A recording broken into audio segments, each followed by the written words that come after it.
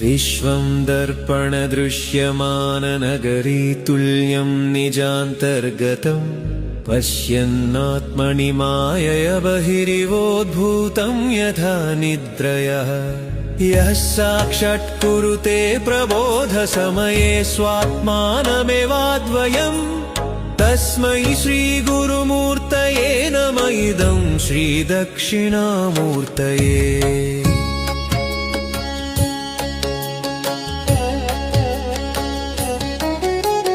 बीजस्यान्तरे वाङ्कुरो जगदितं प्राग्निर्विकल्पं पुनः मायाकल्पितदेशकालकलना वैचित्र्ये चित्रीकृतम् मायावीव विजृम्भयत्यपि महायोगी वयहि स्वेच्छया तस्मै श्रीगुरुमूर्तये नमः इदं श्रीदक्षिणामूर्तये।